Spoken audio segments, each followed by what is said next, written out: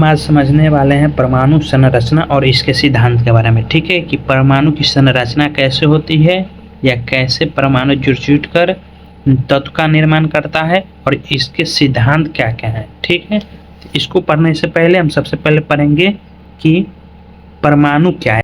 तत्व के जो सबसे छोटा कण है, सूक्ष्मतम रूप, तत्व के सबसे छोटा कण उसे कहेंगे परमाणु तत्व। जैसे तत्व यहाँ पर जैसे सोना है, ठीक, सोना छोटा छोटा छोटा छोटा रूप मिलकर एक इतना बड़ा रूप मिला, तो इसी के छोटे छोटे छोटे छोटे ऐसे ऐसे ऐसे छोटे छोटे कण को क्या कहेंगे, परमाणु कहते हैं।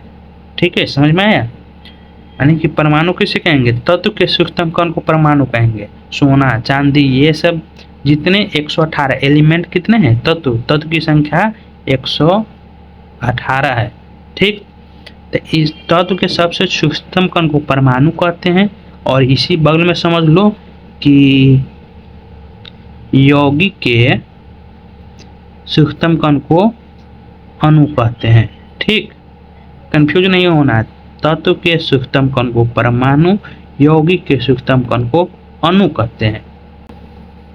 जैसे यहाँ पर देखो, ये हमेशा बच्चा कंफ्यूज होता है कि तत्व के सूक्ष्मतम कण को अणु कहते हैं कि परमाणु कहते हैं, यौगिक के सूक्ष्मतम कण को अणु कहते हैं कि परमाणु कहते हैं। तो आपको कंफ्यूज नहीं होना। देखो, तत्व छोटा है तो आधा 3 गो 1 2 3 अक्षर है। तत्व के सूक्ष्मतम कण को परमाणु माने छोटा है तो 12 होगा, छोटा है तो 12, 12 है तो छोटा होगा, 12 है तो छोटा। यौगिक के सूक्ष्मतम कण को अणु कहेंगे।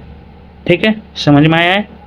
किसी को कंफ्यूज नहीं होना है, एकदम ध्यान से देखना वीडियो को। माने कि छोटा तत्व पूछेगा तो परमाणु कहेंगे, यौगिक पूछेगा तो अणु कहेंगे। ठीक है,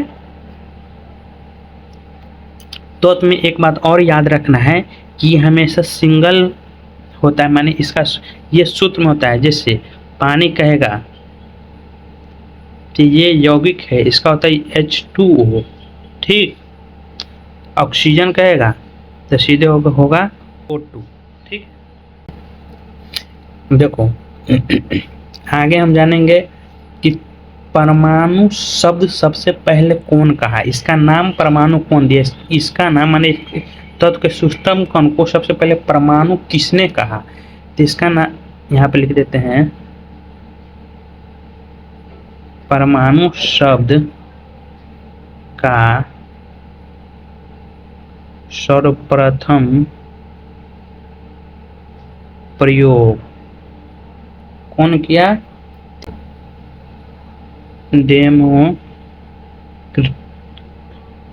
डेमोक्रिटस ने किया। परमाणु शब्द का सर्वप्रथम प्रयोग डेमोक्रिटस ने किया। समझ में आया। माने कि सबसे पहले परमाणु किसने कहा, तो डेमोक्रिटस ने कहा। और एक बात ध्यान रखना है परमाणु के बारे में कि परमाणु क्या होता है, अस्थायी। परमाणु अस्थायी होता है। ठीक, ये अस्थायी नहीं होता, परमाणु अस्थायी होता है। और अस्थायी होने के कारण यह रासायनिक अभिक्रिया में भाग लेता है। समझ में आया, इसलिए रासायनिक अभिक्रिया में भाग लेता है। रासायनिक अभिक्रिया में क्या करता है, भाग लेता है। समझ में आया। और अस्थायी रहेगा तो रासायनिक अभिक्रिया में भाग लेगा। ये जुटकर, ये रासायनिक अभिक्रिया में जुटकर तत्व का निर्माण करता है परमाणु। समझ में आएगा। आगे हम इसके सिद्धांत के बारे में जानेंगे। ठीक है, कि परमाणु का सिद्धांत कौन कौन है और किस किस ने दिया परमाणु का सिद्धांत। ठीक, परमाणु का सिद्धांत।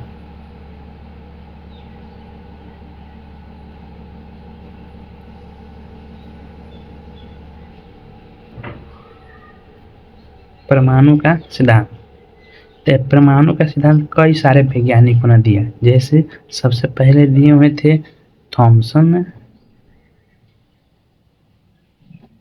इसके बाद डाल्टन साहब ने, इसके बाद रदरफोर्ड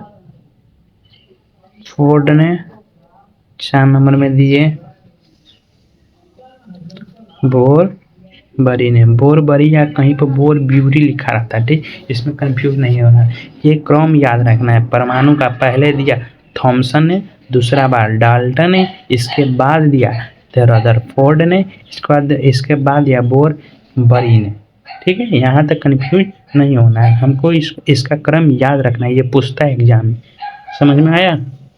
शुरू से देख लेते हैं कि तत्व बना है परमाणु के मिलने से, यौगिक बना है अणु के मिलने से।